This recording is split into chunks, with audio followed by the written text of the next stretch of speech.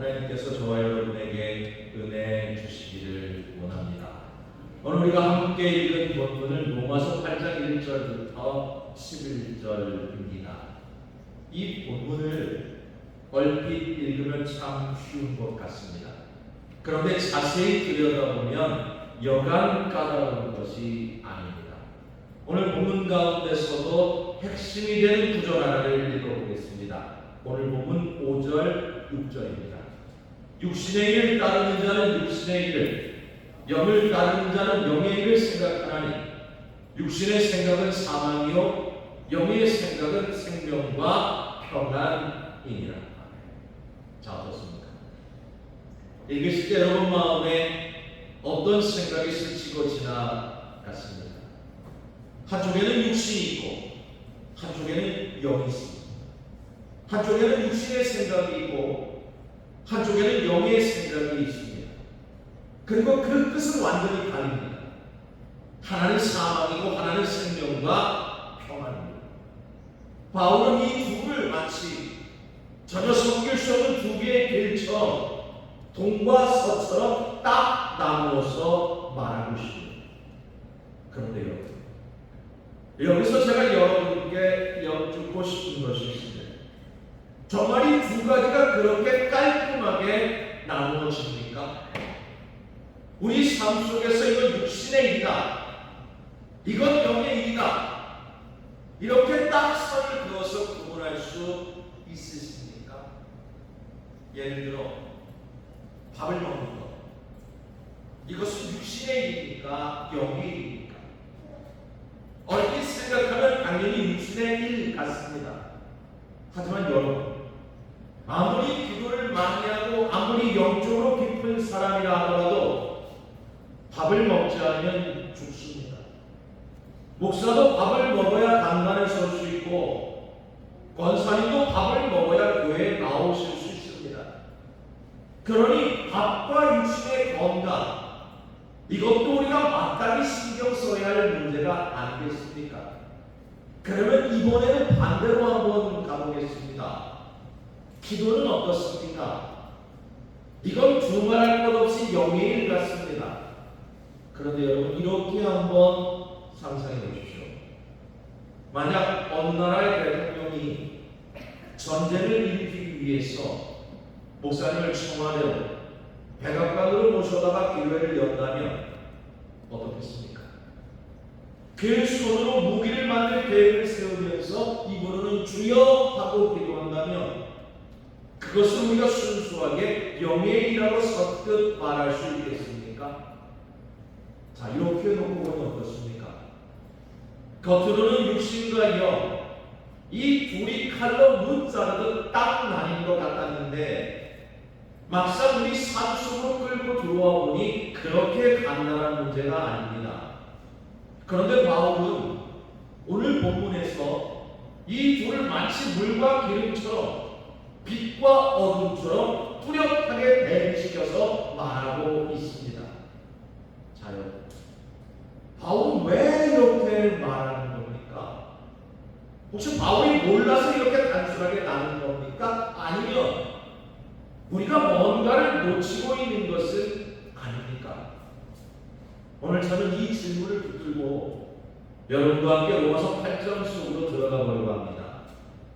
바울이 말하는 육신이 과연 우리의 몸뚱이를 말하는 것인지, 바울이 말하는 영이 과연 기도하고 찬양하는 그 순간만을 말하는 것인지, 그리고 그 끝에서 갈리는 사망, 그리고 생명과 평안이 과연 우리에게 무엇을 의미하는지 오늘 이 시간 하나씩 함께 풀어가 보겠습니다.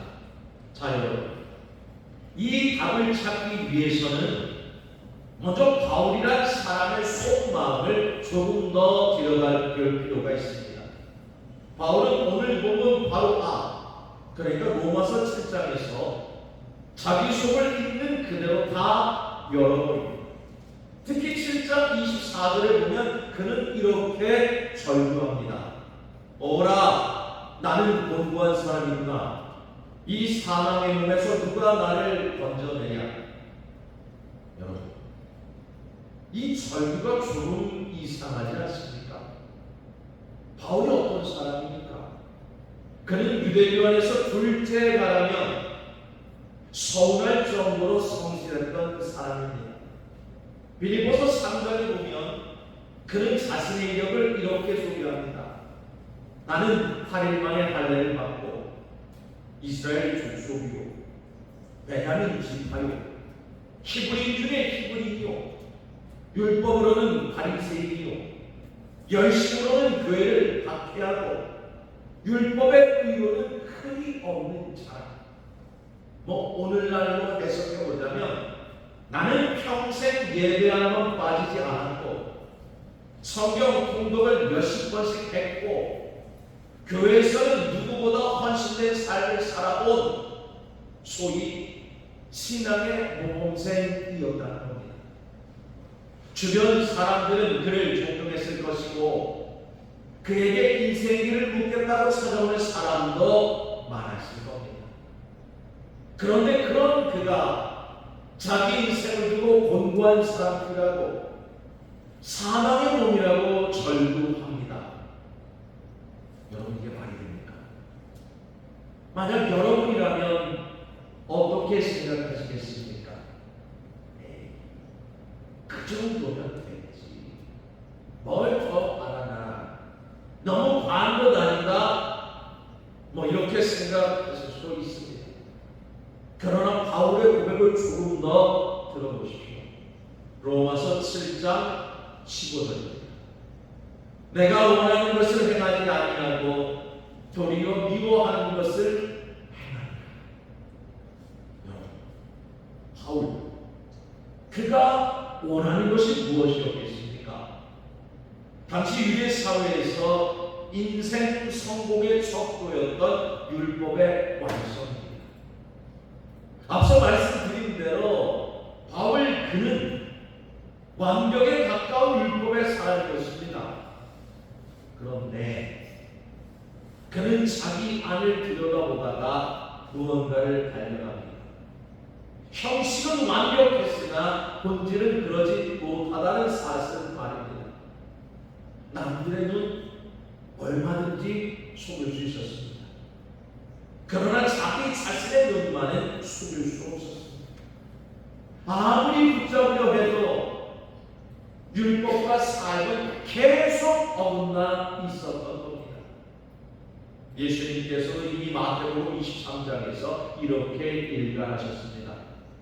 화 있은 진저 외식하는 서기관들과 바리새인들. 하지만 여러분, 대부분의 사람은 그런 종교적 비전 속에 살면서도 별다른 불편함 없이 지냅니다.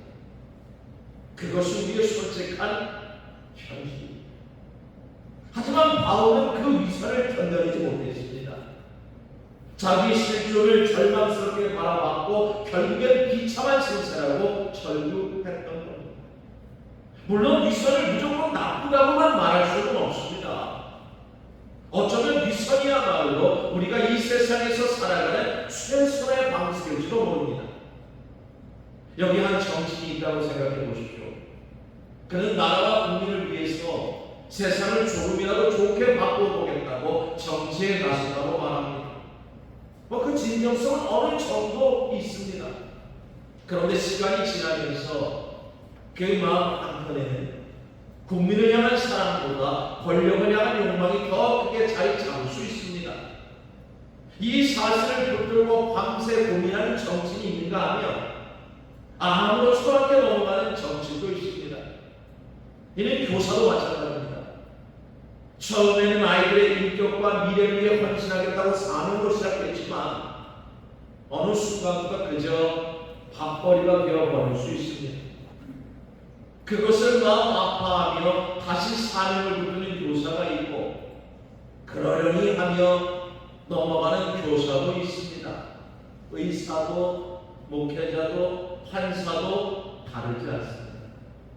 자기 안에 일선을 끌어보고 몸부림치며 새로운 길을 찾는 사람이 있고 아예 그것을 느끼지 못하거나 적당히 타협하며 사는 사람도 있습니다. 바울, 그가 바로 자기 자기 안에 있는 그 모순을 도무지 견딜 수가 없었던 겁니다. 자, 여러분, 그렇다면 여기서 우리가 물어야 할 더 근본적인 질문이 있습니다. 그렇게 율법에 철저했던 바울이 요즘 말로 하면 평생을 교회에 헌신했던 사람이 왜 정작 그 율법적인 삶 속에서 영혼의 참된 자유, 지금 말하면 구원의 기쁨을 왜 누리지 못했던 겁니까? 그의 인격이 부족했습니까? 아니면 그의 노력이 모자랐습니까? 바울이 내린 답은 뜻밖에도 아주 단순합니다. 바로 죄 때문입니다. 로마서 7장 17절, 18절, 20절에 걸쳐 반복해서 나오는 표현이 있습니다.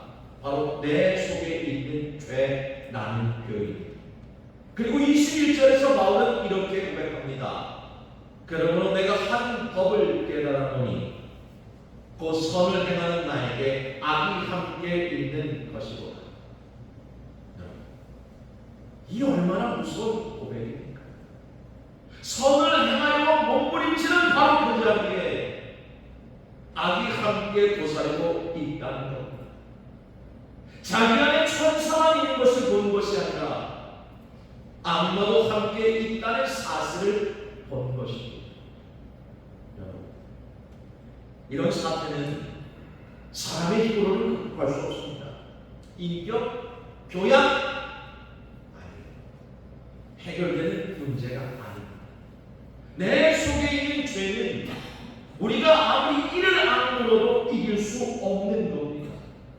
그런데 우리가 마치 이길 수 있는 것처럼 살려고 하니까 결국 위선에 빠지고 마는 겁니다. 우리 삶을 생각해 보십시오. 오른손이 하는 일을 왼손이 몰게 하기가 얼마나 어렵습니까? 겸손하고 애를 쓰면서도 누가 그 겸손을 알아주지 않으면 왠지 손해본 느낌이 듭니다. 심지어 교회 봉사를 하면서도 마음 한 구석에는 하늘의 상급을 은근히 계산하고 있지는 않습니까? 이것은 우리가 매일같이 경험하는 모습입니다. 자, 그럼 왜 그렇습니까? 하나님을 믿으면서도 왜 우리는 죄와 악을 떨쳐내지 못하는 겁니까? 바울은 이 문제를 아주 극단적으로 밀어붙입니다.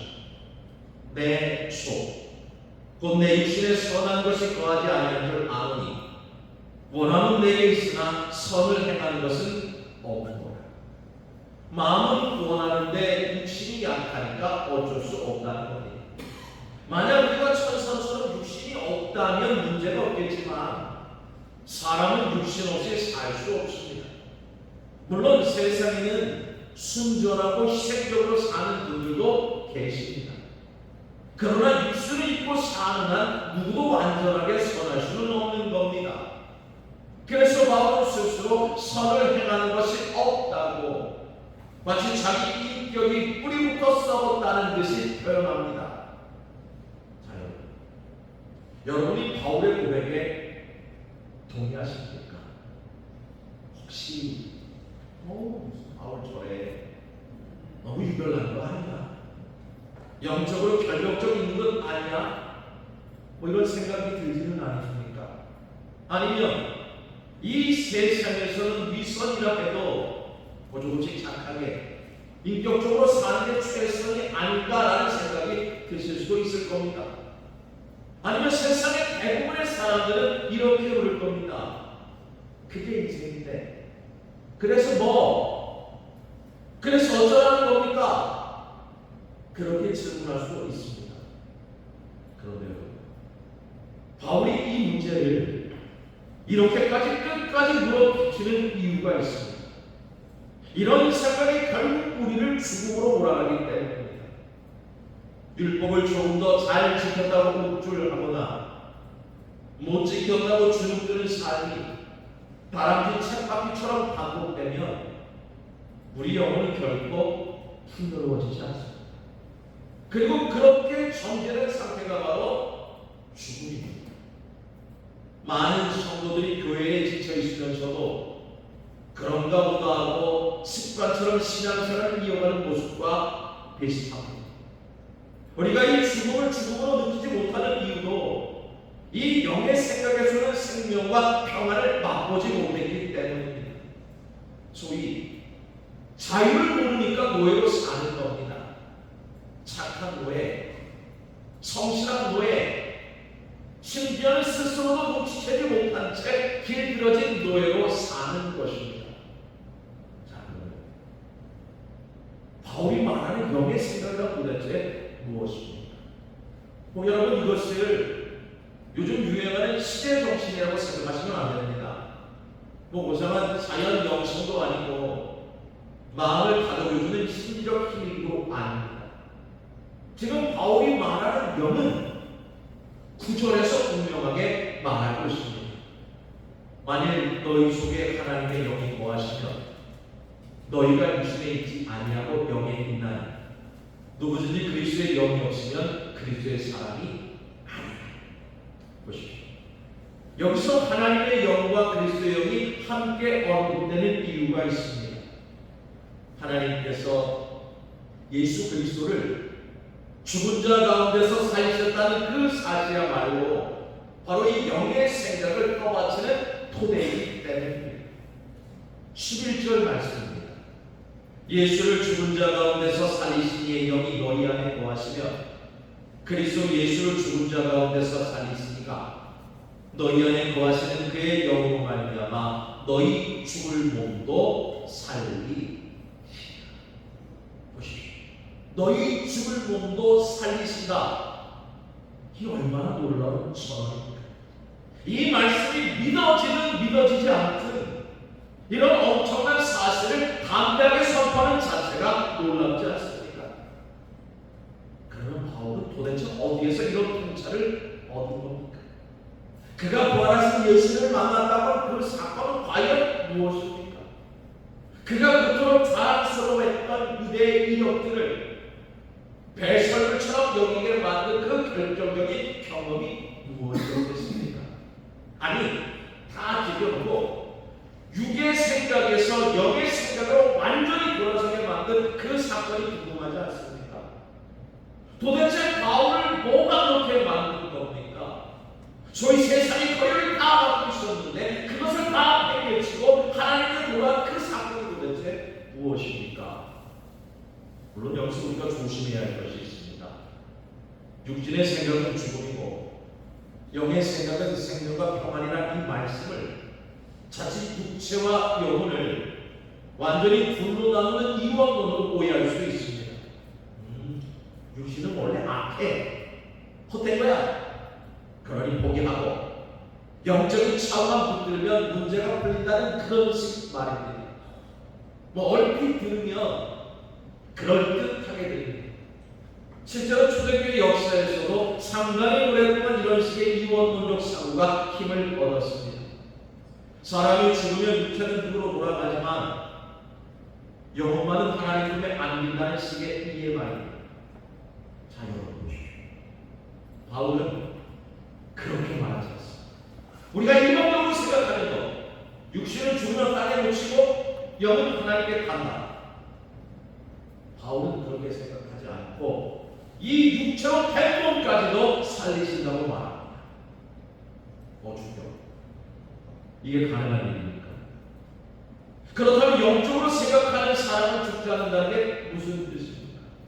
아니, 좀 더 구체적으로 영적인 사람 육체 한계를 완전히 뛰어넘을 수 있는 겁니까? 아니, 이 이야기를 했던 바울 자신은 부활의 예수 그리스도를 만난 뒤로 육신은 그런 문제들을 전혀 겪지 않고 살았습니다. 바울은 이런 문제를 완벽하게 해결하고 살았습니까? 아니지 않습니까? 이는 바울만이 아니라 우리도 마찬가지입니다. 신앙의 깊은 자리로 들어간 사람일수록 오히려 자기가 죄인이라는 사실을 더 절실하게 고백합니다. 바울의 이야기를 한번 들어보십시오. 빌립보서 3장 12절입니다.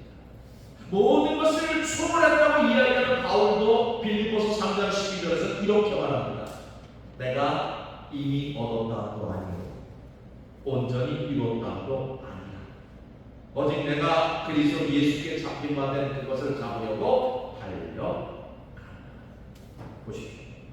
바울은 자기 인생과 신앙이 완전해졌다고 말하지 않습니다.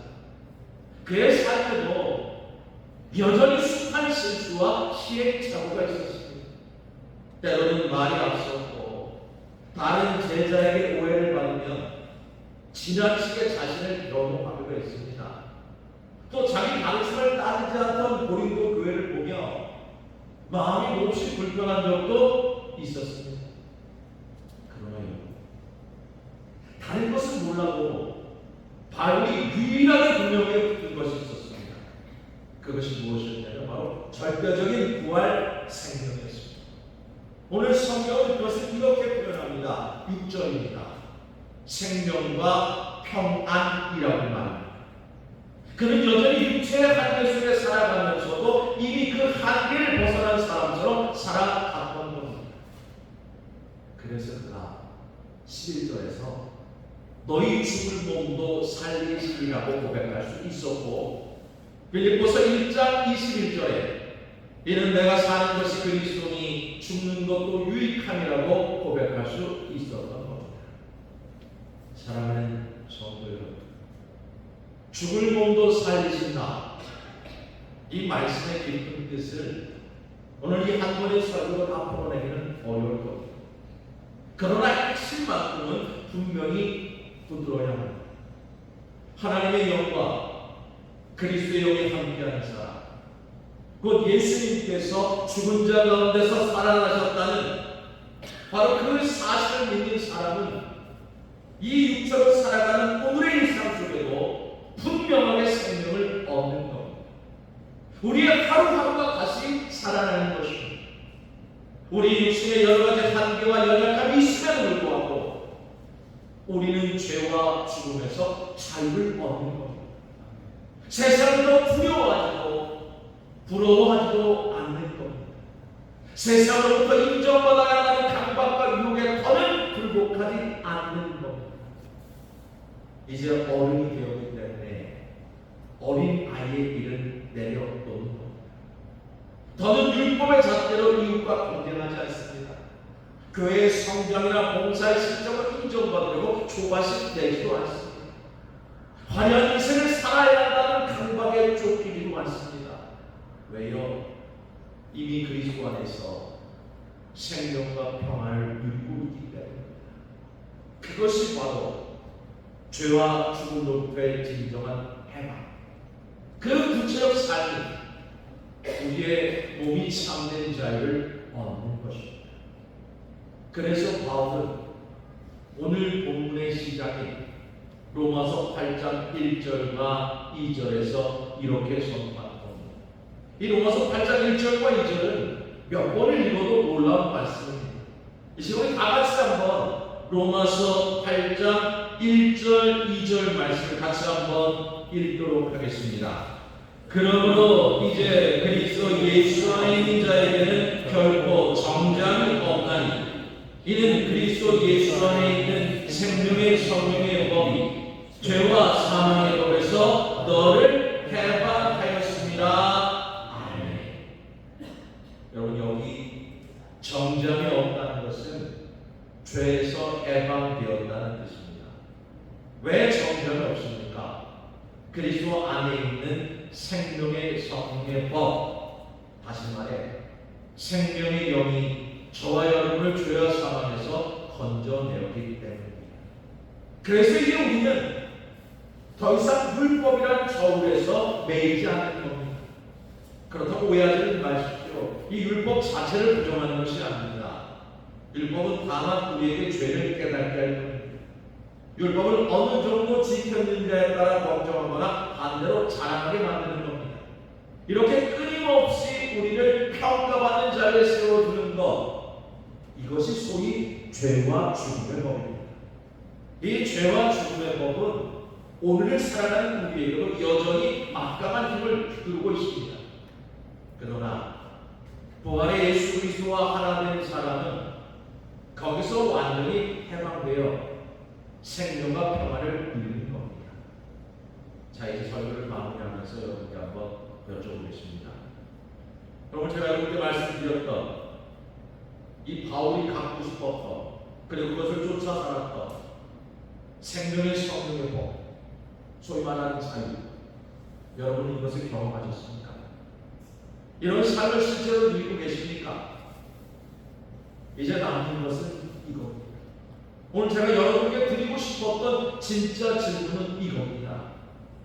나는 정말 예수 그리스도 안에 살고 있는가? 나는 그리스도 예수 안에 있는 생명의 영을 지금 실감하고 있는가? 사람마다 보는 그 깊이는, 촉도는 차이가 있습니다. 이것을 단순히 해결해 줄 만한 비법은 없습니다. 어떤 분에게는 지금 제가 이렇게 말하는 이 세계가 전혀 와닿지 않을 수도 있습니다. 마치 단번에 시의 깊은 뜻이 단번에 마음에 들어오지 않는 것처럼 말입니다. 그러나 여러분, 큰 틀에서 보면 답은 분명합니다. 하나님의 말씀이 담고 있는 그 놀라운 세계로 조금씩, 그러나 꾸준히 더 깊이 들어가는 것, 바로 그게 최선입니다. 소위 말하는 신앙생활. 오늘 우리가 드리는 이 예배도 결국 이 여정의 한 걸음입니다. 사랑하는 성도 여러분, 오늘 이 예배 함께하신 여러분 각자의 마음에 이 영의 생각이 더욱 풍성해지기를 소망합니다. 그래서 육신의 생각이 가져다주는 죽음의 자리에서 벗어나 그리스도 예수 안에서 값없이 주어지는 생명과 평안을 오늘도, 그리고 이 한 주간의 삶 속에서도 선물로 드리는 저와 여러분 모두가 되시기를 주의 이름으로 축원합니다.